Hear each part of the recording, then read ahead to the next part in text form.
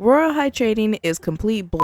Now, wait. Before anyone gets mad, I know I'm going to have those people who agree as well. So let me explain. Now, for anyone who has played Royale High and has gotten above level 75, knows that you're able to access the trade hub. Now, in the trade hub, you're able to exchange basically anything, unless it's one of those untradeable items, ones from the wheel, or ones from events long ago. And for those who do trade, but not as often, know that trying to get something that is either of high value or was out for only a short time, it can be a little hard. Now, the prices, they're interesting. But in recent years, many people have started to use Tradery, which is a website where you can put up or look at other offers for items that you're looking for. Now, many people go to that to look for what they're looking for. Now, over time, a lot of items have fluctuated in price. Many people use it for Halo trading because they use that to figure out how much my Halo could be. But let's talk about something that is other than Halos, because Halos are another argument of their own, because anyone who's trying to get a Halo knows the struggle. So let's talk about why things are priced the way they are. So first things first, when it comes to pricing, you want to think about, well, how rare is this item? That really sets the foundation of how you go about pricing an item. So if you were to first buy an item when it first comes out and it's available to basically anyone and everyone, you can either sell it for the price you bought it for or sell it for less. Selling it for more is not worth it because no one's going to buy it from you, since they can just be like, oh, I can buy it for cheaper in the shop anyways. So that's another thing. When it comes to when it's out of season, then the price will go up. Because, well, maybe someone didn't buy it in time, or people are just looking to sell it and get more profit. That's when the prices go up. Newer out-of-season items go up, while in-season items and longer out-of-season items go down, basically. Because over time, sets will lose value because more and more people are buying them, so a lot of demand for it goes down. And that leads me into our next topic, supply and demand. Now, there are people who are just going to buy the set in one whole swoop or just a specific item because they don't like the other items. And there's going to be the people that completely buy everything out, twofold, threefold, and then they hope to see if they're going to make a profit. That's basically how trading goes. You're going to buy as much as you can and hope that you're not going to get basically nothing out of it. Definitely for the Starlight set, when it first came out, many people weren't play the game, and then people came back and then they realized, oh, this is pretty cool, and so they would try to get it, and that's why the set was so highly priced for the time. There's also the Snow Swan set, and I'm trying to remember that other set that came out, the Fallen Fae. Fallen Fae is decently priced, shockingly enough. So it's basically the popularity and how much people are going to pay for it. That's basically, you supply and people will demand for more, and that's when you can set the prices there. If you notice that many people are offering for a lower price, you can go higher and see if anyone's willing to offer for a higher price, because of course you're going to want to try to make profit. That's basically the number one thing while trading, is you're trying to make profit.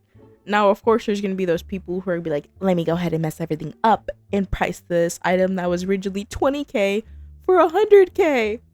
And of course, people will buy from that because maybe they haven't gotten any offers for any other trades and people are declining them. And they're like, you know what, I'll just pay the extra not worth it money.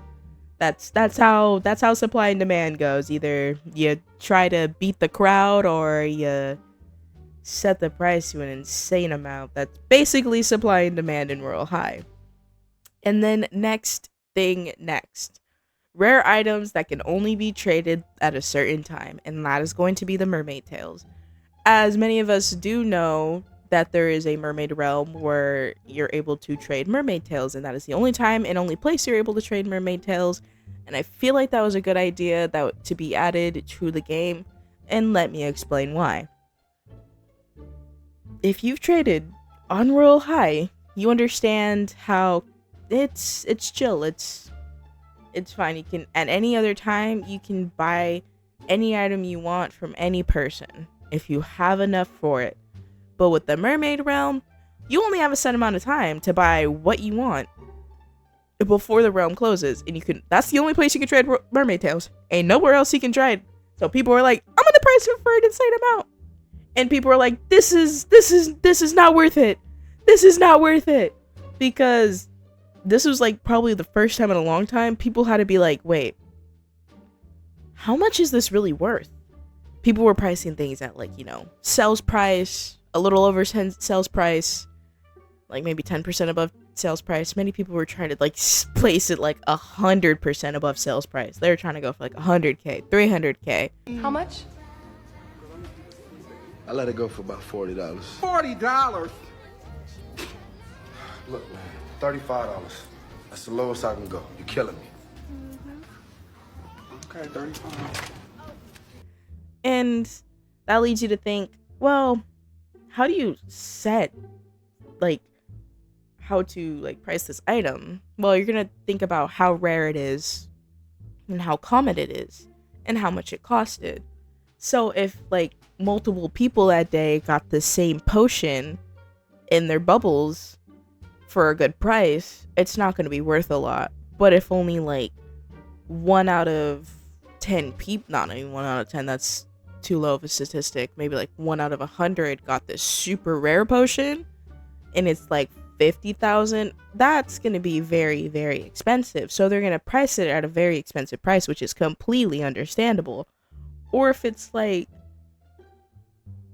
an accessory, because I know there's a certain accessory that's very, very expensive. I don't remember what it is. Someone has to remind me in the comments, but it's one of the mermaid accessories and it's going for over 100,000 right now, last I checked.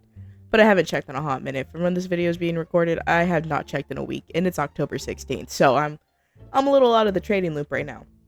I always am. It's very rare that I pop back into it. And that makes you like think, what's, Halloween items, why are they priced the way they are? Well, it's completely different from how the mermaid tails are, because you get 3 bubbles a day and you have small chance of getting a very rare item. So you're probably thinking, then why are the Halloween items so expensive? Well, it's candy. It's a completely different currency. It's like if the cloud bucks were currency, how would everything be priced? First off, insane. I'm glad that's why they never made cloud bucks tradable. Anything tradable from that shop. I'm super glad. That's another thing I really enjoy, is not everything in the game is tradable, which is so good, and I hope it stays that way. Many people don't think it's a good idea, but for me personally, I think it's absolutely great. But back on the topic of candy, before I start yapping about, I don't know, the star set. I don't know, I'm lost here.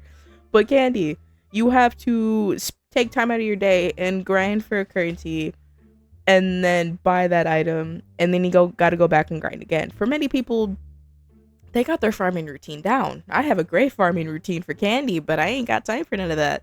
So when it comes to then pricing the items, people think, how should I do this? Well, candy. How long does it take for me to farm this candy? How long did it take for me to get this item? Like the steampunk shoes. I think they're going for over 165,000 currently on Tradery, which is completely understandable. They're like 25,000 candies. That is like, that's honestly fair. But if you look at the exchange rate from candies to diamonds, that's like 3 times. So if you do 10 candies, you get 30s. If you do 300 candies, you get oh my god, I did the worst math ever. I think it's 900 candies. And if you do 10,000 candies, it's 300,000 diamonds. Oh my god, my math. I'm pretty sure I'm right on most of that.